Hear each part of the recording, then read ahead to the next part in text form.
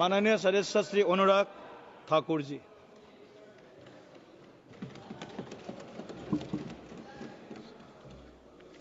धन्यवाद सभापति महोदय। मैं माननीय प्रधानमंत्री जी को अपनी पार्टी का आभार प्रकट करता हूं, जिन्होंने मुझे वक्फ संशोधन विधेयक यानी कि उम्मीद unified Waqf management empowerment efficiency and development के समर्थन के में बोलने के लिए मौका दिया है। ये विधेयक नहीं, एक उम्मीद है। इस उम्मीद में एम्पावरमेंट है, एफिशिएंसी है, डेवलपमेंट है और कहीं ना कहीं इसी को देखकर आज जहां देश भर के लोग इसके समर्थन में हैं, वहीं Catholic bishop conference of India, church of Bharat, Kerala council of churches, Kerala Catholic bishops council और all India Sajjada Nashin council, मुस्लिम राष्ट्रीय मंच जैसी अनेक संस्थाओं ने, चर्च से लेकर मुस्लिम की अन्य सभाओं ने इसका समर्थन किया है। उसके लिए भी मैं उनका बहुत बहुत आभार प्रकट करता हूं। माननीय सभापति जी, वक्फ को बदलने का वक्त आ गया है, क्योंकि यह अत्याचार और भ्रष्टाचार का एक ऐसा अड्डा बन गया है। उसको खत्म करने का और बदलने का समय आया है। भारत को वक्फ के खौफ से आजादी चाहिए, क्योंकि यहां पर ये जो पहले कांग्रेस के जमाने में बना वक्फ का कानून है, वह उसका मतलब तो यही था, खाता ना वही जो वक्फ कहे वही सही। यानी कि जहां पे कह दिया वक्फ की जमीन है, वो फिर वक्फ की जमीन हो गई। वो जिम्मेदारी उनकी नहीं है कहने की, बताने की कि ये कैसे उनकी जमीन है, लेकिन जिसकी चले गई वो बेचारा दर दर भटकता है और उसको इंसाफ भी नहीं मिलता है। मैं इसके बारे में विस्तार में बताऊंगा, लेकिन आज एक बार फिर कांग्रेस देश को और देश में भ्रम फैलाने का प्रयास कर रही है। एक और तो वो हाथ में एक लाल सी किताब लेकर चलते हैं, जो कहने के लिए संविधान है लेकिन संविधान नहीं है। अगर संविधान की आप इस कॉपी को देखेंगे तो आपको एहसास होगा कि बाबा साहब अंबेडकर का सपना था कि एक देश में तो एक ही संविधान रहेगा। आपने एक देश में दो विधान बनाने का काम किया है। आपको तय करना है संविधान के साथ रहना है कि वक्फ के साथ रहना है, वक्फ के साथ रहना है कि संविधान के साथ रहना है, आपको तय करना पड़ेगा।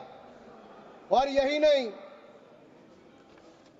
और जो लोग बड़ी बड़ी बातें यहां पे कर रहे थे, उनको यही कहना चाहता हूं, ये हिंदुस्तान है, पाकिस्तान या तालिबान नहीं। यहां बाबा साहब का संविधान चलेगा, काबिले का फरमान नहीं, मुगलिया फरमान नहीं चलने वाला। यहां पर एक नहीं अनेक ऐसे उदाहरण देखने को मिलेंगे। माननीय सभापति जी, आज हम केवल संविधान संशोधन पर चर्चा नहीं कर रहे, लेकिन एक ऐसे समानांतर सत्ता को चुनौती दे रहे हैं जो दशकों से अनियंत्रित रूप से अस्तित्व में है। वक्फ संशोधन बिल 2025 केवल कानून में बदलाव नहीं, बल्कि एक संदेश है। संदेश स्पष्ट है कि देश में एक ही कानून चलेगा, भारत का संविधान, और भारत के संविधान के ऊपर कुछ नहीं है। वक्फ बोर्ड का उद्देश्य मुस्लिम समुदाय के कल्याण के लिए संपत्तियों का प्रबंधन करना था, लेकिन कांग्रेस और उसके सहयोगी दलों ने इस भूमि को अपारदर्शी और एक गैर जिम्मेदाराना तरीके से राजनीतिक संरक्षण देते हुए एक ऐसा साम्राज्य बनाया जहां पर इन्होंने इसको अपना वोट बैंक का एटीएम बनाकर रख दिया है। 70 सालों से इन्होंने यही किया है। 1947 में भारत ने एक विभाजन देखा है, वो एक परिवार और एक पार्टी के कारण वो विभाजन हुआ है। आज जमीन जिहाद, लैंड जिहाद के नाम पर हम दूसरा विभाजन नहीं होने देंगे, नहीं होने देंगे। एक स्पष्ट संदेश तो यहां पर देना ही चाहते हैं कि मोदी जी के राज में भारत में एक कानून, एक संविधान और एक भारत रहेगा। और एक स्पष्ट संदेश भी है, एक है तो सेफ है। और यही नहीं, हम क्या कह रहे हैं, हम कह रहे हैं कि इस बिल के माध्यम से पारदर्शिता लाएंगे। पारदर्शिता लाएंगे तो जवाबदेही भी तय करेंगे।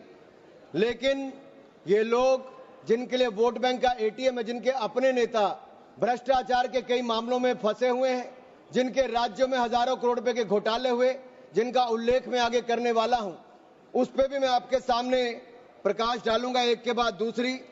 लेकिन सवाल ये खड़ा होता है कि 70 साल से ये प्रक्रिया जो चल रही है, चाहे 1964 की बात हो, 69 की बात हो, उसके बाद एक के बाद दूसरे संशोधन आए, 95 से लेकर 2013 तक इन्होंने इस कानून को इतना ऐसा बना दिया कि इसको चुनौती देने तक का भी हक कहीं नजर नहीं आता था। ना कोई ऑडिट, ना कोई निरीक्षण, बस भूमि अधिग्रहण की बात, शहर दर शहर, गली दर गली, इस पर एक तरह से कब्जे के बाद दूसरा कब्जा करने का काम किया गया। ये धर्मनिरपेक्षता नहीं थी, ये एक नरम विभाजन की ओर ले जाने का काम था, एक नरम विभाजन की ओर ले जाने का काम था।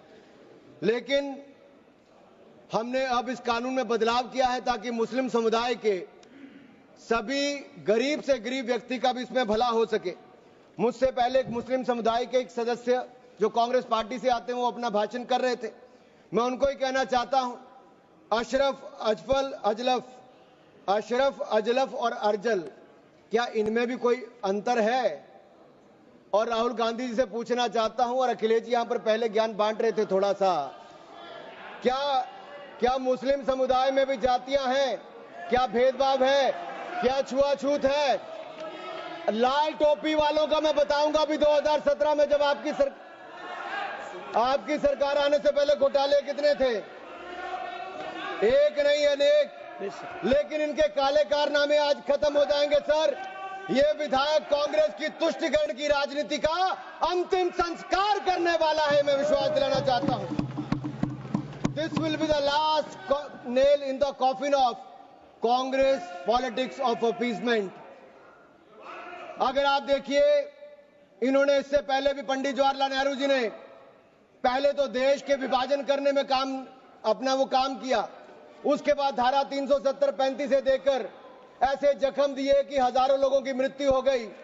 लेकिन ये नरेंद्र मोदी जी की सरकार थी जिसने धारा 370-35 को सदा के लिए खत्म करने का काम किया है। यह हमारी प्रतिबद्धता थी मुस्लिम समुदाय की बहनों की ओर। जो ट्रिपल तलाक से निजात दिलाने का किसी ने काम किया तो नरेंद्र मोदी की सरकार ने किया है। आपने तो वायदा किया था कि जो पाकिस्तान, बांग्लादेश और अफगानिस्तान में रह गए हैं उनको वहीं पर पूरा न्याय मिलेगा, लेकिन नहीं मिला। लेकिन उनको भारत में भी आकर अगर उनको नागरिकता देने की बात थी तो आपकी सरकार में 60 सालों में नहीं हुआ। सीएए कानून किसने बनाया? तो वो भी नरेंद्र मोदी की सरकार ने बनाकर वो काम किया है। मैं एक बात और इसमें कहना चाहता हूं, अगर इसमें एक के बाद दूसरा देखा जाए,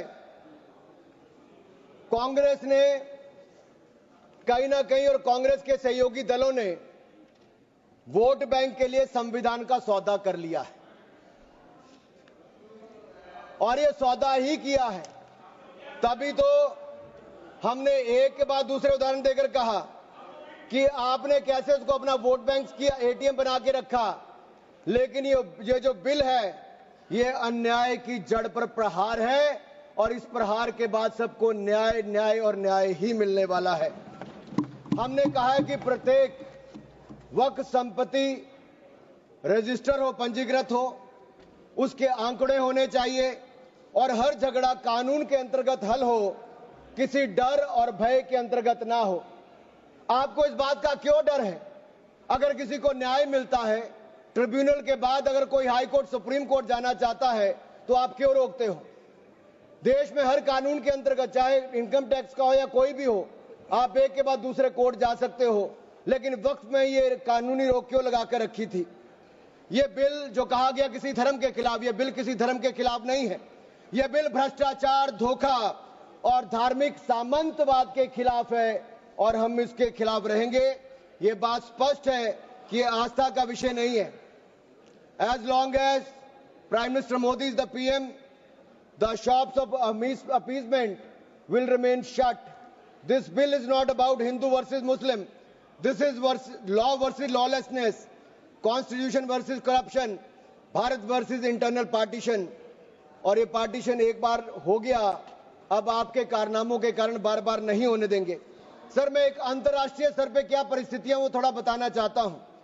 टर्की में 1923 के बाद 1924 में मिनिस्ट्री ऑफ वक्फ इसको एबॉलिश कर दिया गया, और वहां पे जनरल डायरेक्टरेट ऑफ फाउंडेशन बना, जो रेस्टोरेशन, मेंटेनेंस और यूटिलाइजेशन वक्फ प्रॉपर्टीज का करता है, और ये इसके बाद इसको लोगों की भलाई के काम के लिए पैसा लगाता है। कुवैत में भी ministry of Waqf and Islamic affairs है, ये एसेट, मस्जिद, स्कूल, अस्पताल, इन सबका देखरेख करता है और मॉडर्नाइजेशन के माध्यम से, टेक्नोलॉजी के माध्यम से इसका फायदा उठाते, डिजिटलाइजेशन किया है।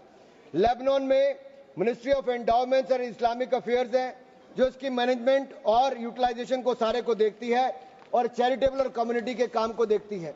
सीरिया में भी मिनिस्ट्री ऑफ वक्फ है, जहां पर एप्रोप्रिएट यूज हो, रेवेन्यू हो, चैरिटेबल पर्पस हो, उसके लिए काम किया जाता है। इराक में भी सुन्नी एंडोमेंट और शिया एंडोमेंट ऑफिस है और ये भी सीधा सेंट्रलाइज फ्रेमवर्क के माध्यम से काम करता है। सऊदी अरेबिया में जनरल अथॉरिटी ऑफ वक्फ है, जो इंडिपेंडेंट पब्लिक बॉडी है। सिंगापुर में MUIS है, जो स्टैट्यूटरी बॉडी है, वो मिनिस्ट्री ऑफ कम्युनिटी डेवलपमेंट के अंतर्गत है। ये वक्फ मैनेजमेंट के डिजिटल सिस्टम के माध्यम से काम करता है। इंडोनेशिया में भी इंडोनेशियन वक्फ बोर्ड है, जो इंश्योर करता है अच्छे काम करने के लिए, उनके भलाई के लिए। तुनिसिया में भी, इजिप्ट में भी, रशिया में भी, फ्रांस में इसी तर्ज पे काम किया गया है। लेकिन यहां पर ऐसा नहीं किया गया, यहां पे इसके खिलाफ ही काम करते रहे। चंद लोगों के हाथ में, राहुल गांधी जी कहते हैं कि चंद लोगों के हाथ में देश की संपत्ति है। राहुल गांधी जी सदन में नहीं, लेकिन मैं उनको बताना चाहता हूं, मात्र 200 लोगों के हाथ में अपने वक्फ बोर्ड दे रखे हैं और देश की लाखों करोड़ रुपए की संपत्ति उनको दे रखी है। क्या उनसे छुटकारा दिलाना चाहिए कि नहीं दिलाना चाहिए? क्या आम मुस्लिम को उसका लाभ मिलना चाहिए कि नहीं मिलना चाहिए? क्या मुस्लिम महिलाओं को, बच्चों को लाभ मिलना चाहिए कि नहीं मिलना चाहिए? क्या विधवाओं को लाभ मिलना चाहिए कि नहीं मिलना चाहिए? आप महिला विरोधी क्यों हैं? मुस्लिम विरोधी क्यों हैं? आप बदलाव विरोधी क्यों हैं? ये सवालों का जवाब आपको देना ही पड़ेगा।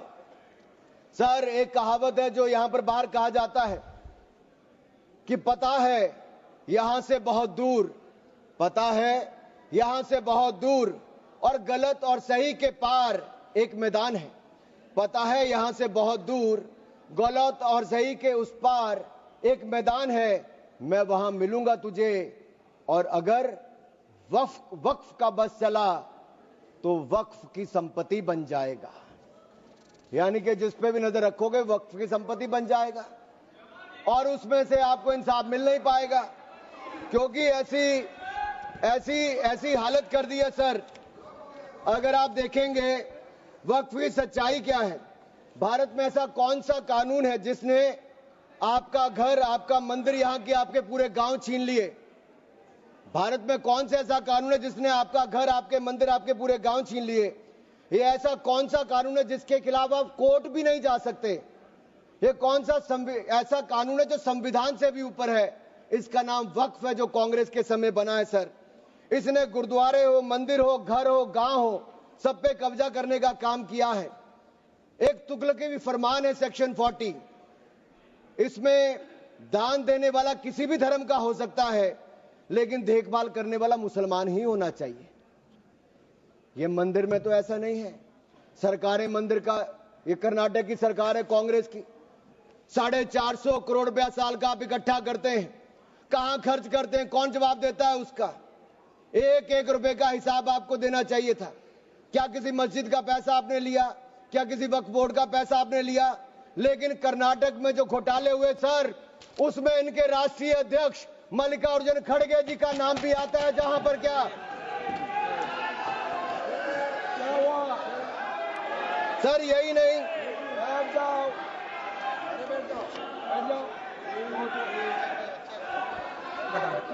सर नाम हटा दीजिए। सर मैं इसको माननीय, नहीं सर, मैं सबूत के रूप में, सर मैं लाया हूं सब कुछ, मैं बोल दिया सर। ऐसा गिवन द डिसीजन, निर्णय दे दिया बस। प्लीज सर, नाम नहीं लेता सर, मैं नाम वापस ले लेता हूं सर। बड़ी मुश्किल से परिवार के बाहर सर, इसमें सर मैं टेबल कर देता हूं, सर मैं टेबल कर देता हूं सर। ये मैं टेबल कर देता हूं सर। सर, आपकी अनुमति हो तो मैं ऑथेंटिकेट करके टेबल कर देता हूं सर। रेणु जी, नाम वापस ले लिया। एक मिनट, वापस ले लिया। ठीक है, एक मिनट, आप सब बैठिए, आप सभी लोग बैठिए, आप सब लोग बैठिए। माननीय Venugopal ji please. Please please sir we are कौन सा रूल में बोल रहा है आप?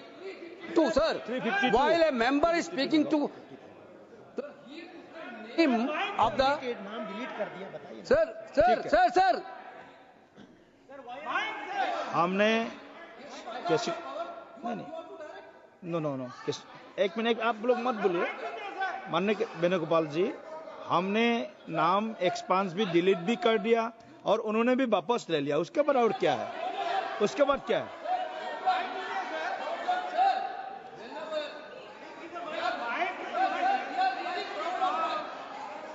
माइक दीजिए, माइक नाम बुलाइए ना।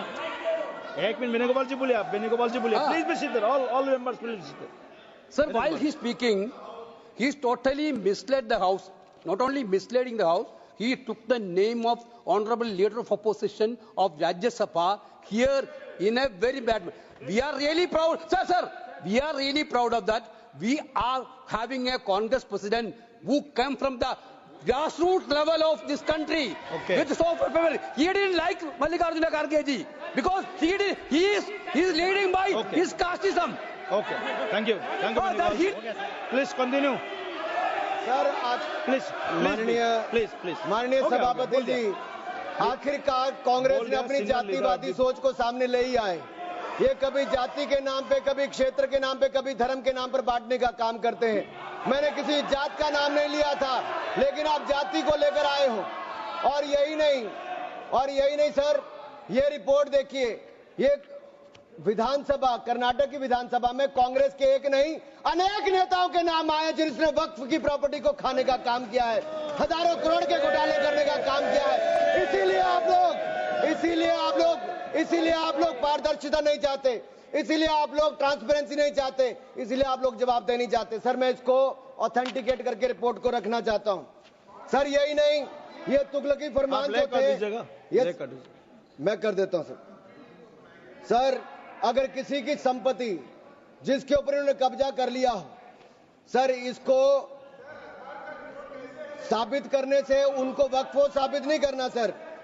ये जिसकी प्रॉपर्टी है बेचारा, उसको धक्के खाने पड़ते एक से जगह दूसरी जगह के लिए। सर ये आम व्यक्ति के लिए एक अभिशाप है। अगर सरकारी जमीन छीनी जा सकती है, गांव के गांव छीने जा सकते, तो आप कल्पना कीजिए आम इंसान की प्रॉपर्टी को कैसे किया जाएगा। सर नो ऑब्जेक्शन सर्टिफिकेट लेके जाना पड़ता है। सर वक्फ का साम्राज्य इतना बड़ा हो गया कि 9 लाख एकड़ जमीन जो लाखों करोड़ की है। सच्चर कमेटी कब बनी? आपकी सरकार के समय बनी। 2006 में उसकी रिपोर्ट आई। आप क्यों हाथ पे हाथ धर के बैठे रहे? क्यों बैठे रहे? उन्होंने कहा था कि साल का 12,000 करोड़ रुपए की आमदन हो सकती है। पिछले 20 सालों में 2.5 लाख करोड़ रुपए की आमदन हो गई होती। आमदन होती तो मुस्लिम महिलाओं का, बच्चों का और मुस्लिम समुदाय का भला हुआ होता, लेकिन कांग्रेस पार्टी ने भला कभी चाह ही नहीं मुस्लिम समुदाय का, केवल वोट की राजनीति करके रखा। सर ये कितनी है? मॉरिशियस जैसे 2 देश, उसके बराबर वक्फ बोर्ड की जमीन है। सिंगापुर जैसे 5 मिनट और मैं खत्म कर रहा हूं सर। मालदीव जैसे 12 देश, उसके बराबर वक्फ बोर्ड की जमीन है। सर लालू प्रसाद यादव जी जो सदन के सदस्य नहीं लेकिन आपकी सरकार में मंत्री थे, तब उन्होंने कहा था पटना की डाक बंगले की जमीन भी वक्फ बोर्ड खा गया, सरकारी गैर सरकारी जमीनें वक्फ बोर्ड खा गया। ये किसी और ने नहीं, लालू प्रसाद यादव जी ने कहा था। आप उस पर क्या कहना चाहते हो? ऑन रिकॉर्ड के पे कहा है। गरीब मुसलमान भी सर इस कानून का शिकार रहे। सर राजस्थान में रामगंज में वक्फ बोर्ड द्वारा मुसलमानों की जमीनें खाली करा दी, मुस्लिम महिला मर गई। उत्तर प्रदेश में लाल टोपी वालों की सरकार में, सर ये लाल टोपी के काले कारनामे उत्तर प्रदेश में देखे हैं। इनके उस समय के मंत्री ने सैकड़ों एकड़ जमीन खा गए वहां पे बैठ के आप लोग। सर यही नहीं, काले कारनामे इनके और भी हैं सर। मैं सर ये सारा आपकी इजाजत से, सर ये मुस्लिम विरोधी भी है, महिला विरोधी भी है, पसमंदा विरोधी भी है, अहमदिया विरोधी भी है, गोरिया विरोधी भी है। सर यही नहीं, प्लीज बैठिए सर यही नहीं, आपका बारी आएगा, आप ये गरीबों के उत्थान के लिए तब भी कुछ नहीं कर पाए सर। आप बैठिए सर ठीक रिकॉर्ड रखने का इन्होंने कुछ नहीं किया सर। हम क्या कहते हैं, शिया हो, अहमदिया हो, महिला हो, पिछड़े वर्ग के मुस्लिम समुदाय के लोग हो, उनको इसका सदस्य बनाइए। आप क्यों इसका सदस्य नहीं बनाना चाहते? आप मुस्लिम समुदाय में भी जातिवाद करते हो, उनके भी पिछड़े मुसलमानों को नहीं रखना चाहते। सर यही नहीं, sir Waqf is a state with in state. ये मुसलमानों का हक मारने का काम किया गया सर। यही नहीं सर, मैं आपको बताना चाहता हूं, जीरो अकाउंटेबिलिटी है वक्फ बोर्ड की, जीरो अकाउंटेबिलिटी। कैसा क्यों है सर? सर मनमोहन सिंह जी ने कहा था, कह सकता हूं, वेणु जी के नहीं कह सकता, कह देता हूं, पूर्व प्रधानमंत्री ने कहा था, आप सोच लेना किसने कहा था। पूर्व प्रधानमंत्री ने कहा था, Muslim must have first claim on our resources. एक सदा हिंदू विरोधी रहे हैं, ये केवल मुसलमानों के पक्ष में किया, लेकिन आपने मुसलमानों के लिए कुछ नहीं किया। अगर मुसलमानों को पक्के मकान, पीने का पानी, अच्छी शिक्षा, भोजन, ये सब किसी ने दिया है तो नरेंद्र मोदी जी की सरकार ने दिया है। धन्यवाद। यही नहीं सर, सर 3 मिनट में और सर खत्म कर रहा हूँ। 1 मिनट में खत्म कीजिए। सर 1 मिनट में हो नहीं पाएगा सर। सर ये देखिए, सर ये देखिए सर, मैं रिपोर्ट लाया हूं सर, कहां से कहां तक इन्होंने, सर कहां से कहां तक इन्होंने राज्य दर राज्य कैसे हिंदुस्तान की जमीनों पे कब्जा किया है। सर ये देखिए सर, आंकड़े आपको दिखाते हैं, एक राज्य नहीं सर, केरल में, सर केरल में ये कहते तो हैं कि ये वायनाड के बेटे हैं, बेटी हैं, लेकिन वहां पे भी वक्फ का कहर जारी है सर। पापी वोट बैंक का सवाल है, आप वायनाड में भी चुप रहते हो, कुछ करते नहीं हो, और वायनाड का रहनुमा कहने वाली आज गायब है, और गायब है, और वहां पर भी उनकी संपत्तियों पर हो रहा है सर। इसलिए चर्च ने भी कहा सर, केरल में तो रोज ऐसे हो रहा है सर, बेलगाम हो चुका वक्फ बोर्ड, किसानों, मजदूरों, हिंदुओं की जमीनों को इविक्शन नोटिस दे रहा है सर। एर्नाकुलम में सर 404 एकड़ जमीन पर दावा ठोक दिया है, 604 पिछड़े ईसाई और हिंदू परिवारों के घर छीन लिए। त्रावणकोर में सर राज परिवार की जमीन खा गए। केरल में कांग्रेस और वामदल ने मिलकर बिल पास कर दिया। कर्नाटक में 15,000 एकड़ की कहानी में आपको बता चुका हूं। तिरुचिरापल्ली में सर इन्होंने एक गांव में 1500 साल पुराने प्राचीन मंदिर के साथ लगती जमीन सर, इस पे कब्जा करने की बात कही सर। सूरत के नगर निगम में सर मुगलों की संपत्ति बताने का काम किया सर। नगर निगम को भी सर बेट द्वारका के 2 द्वीपों पर दावा ठोक दिया है। क्या भगवान कृष्ण से पहले इस्लाम धर्म आ गया था? क्या भगवान कृष्ण से पहले इस्लाम धर्म आ गया था सर? यही नहीं, कल क्या आनंद भवन और नेशनल हेरिटेज पर आकर, मैंने अभी बार सुना था कि आनंद भवन और नेशनल हेरिटेज पर वक्फ बोर्ड अपना दावा ठोकने वाले हैं, तो दे दोगे क्या? और यही नहीं सर, एएसआई संरक्षित स्मारकों पर भी सर यही नहीं सर, कर्नाटक में 53 ऐतिहासिक स्मारकों को वक्फ संपत्ति घोषित कर दिया है मणिकाम ठाकुर सर। यही नहीं सर, हम्पी सर्कल में 6 एएसआई संरक्षित उसमें सर हासिल कर लिया सर। यही नहीं सर, एएसआई के 120 प्राचीन स्थानों पर भी इन्होंने ऐसा किया है सर। ये किसान कल्याण की तो राहुल जी बात करते हैं, लेकिन कर्नाटक में इनकी सरकार में 15,000 एकड़ जमीन किसानों की छीनने का काम आपकी सरकार ने आपके वक्त में किया है सर। ये किसान विरोधी है, ये महिला विरोधी है, और मैं इन सबसे कहना चाहता हूं सर, ऐसे काम नहीं चलेगा। ये कहते हैं कि पुराने कानून के तहत न्याय मिल जाएगा सर, न्याय नहीं मिलता सर 1 मिनट सर। आप देखिए, वक्फ की आय जो 12,000 करोड़ रुपया साल होनी चाहिए थी, आज 1 करोड़ 30 लाख रुपया रह गई है। कौन खा रहा है पैसा वक्फ बोर्ड का? कांग्रेस के नेताओं के नाम आते हैं सर। यही नहीं, पश्चिम बंगाल में 1100 करोड़ रुपए का, तमिलनाडु में 2000 करोड़ रुपए का, महाराष्ट्र में हजारों करोड़ रुपए के घोटाले हुए। इन सब की सरकारों में कहे गए, मैं सारे सबूत लाया हूं, सारी रिपोर्ट्स लाया हूं। आपका अनुरोध करता हूं सर कि सारे के सारे ऑथेंटिकेट करके मुझे रखने का मौका दिया जाए। ये विपक्षी दल, क्योंकि ये भ्रष्टाचार में जुड़े हुए हैं, हम वक्फ बोर्ड के भ्रष्टाचार को खत्म करना चाहते हैं। धन्यवाद सर। बस ये आखिरी लाइन है सर, ये नेशनल हेरिटेज में छपा है कि महाराष्ट्र में हजारों करोड़ रुपए का घोटाला, महाराष्ट्र में छपा नेशनल हेरिटेज में, और नेशनल हेरिटेज के घोटाले के रूप में कांग्रेस के एक नेता बेल पर हैं जो अपनी सेवाएं यहां पर दे रहे हैं। उसी नेशनल हेरिटेज में लिखा गया है, ये कांग्रेस तंत्र का वो बंदर है जहां रोटी के बंटवारे के नाम पर ये सारी रोटियां खा जाते हैं सर। सर ये मंदिरों की जमीन संपत्ति के नाम, ये विशेष कानून इसके लिए क्यों नहीं है सर? ये वक्फ के लिए क्यों है सर? इनका विचार साफ नजर आता है सर। ये मंदिरों का सोना पिघलाकर ये तब तो ले जाते हैं लेकिन भ्रष्टाचार के नाम पर जमीन पर कब्जा करने के लिए वक्फ बोर्ड बना देते हैं। सर, हमारी सरकार वक्फ को पारदर्शी और जवाबदेह करना चाहती है। हमारे पास काफी वक्ताओं का लिस्ट है, सबको बोलने का मौका देना है। लास्ट 30 सेकंड में लास्ट 30 सेकंड सर। सर, आपने कहा था कि कोई बीच में टोका टोकी नहीं करेगा, लेकिन इन्होंने तो एक ऐसा जमींदार खड़ा कर दिया है जो एक नहीं अनेक ऐसी हजारों करोड़ रुपए की संपत्तियां खा गए। और कर्नाटक के कुछ नेताओं के, कांग्रेस के नेताओं के नाम है सर, ले सकता हूं, जिनका रिपोर्ट में नाम आया सर, विधानसभा में रिपोर्ट आई है सर। सिटिंग विधायक है, पूर्व विधायक, पूर्व मंत्री, राज्यसभा के प्रतिपक्ष के नेता हैं। ये वक्फ की प्रॉपर्टियों पे कब्जा करने वाले, पैसा खाने वाले हैं। और यहां तक कि एक 5 स्टार होटल का भी सुलह कराने के लिए इन्होंने कही। सर, मैं इतना ही कहना चाहता हूं, ये बिल मुस्लिमों के जीवन में एक बड़ा बदलाव लाएगा। हर वर्ष हजारों करोड़ कमाने का प्रावधान करके दिखाएगा। अच्छी शिक्षा, अच्छी सुविधाएं, अच्छे मकान, अच्छा इलाज और अच्छा भविष्य देने का काम ये नरेंद्र मोदी की सरकार में वक्फ बोर्ड का संशोधन बिल उम्मीद के माध्यम से एक नई उम्मीद बांध कर दिखाएगा, नई उम्मीद बांध कर दिखाएगा। बहुत बहुत धन्यवाद। माननीय सदस्य।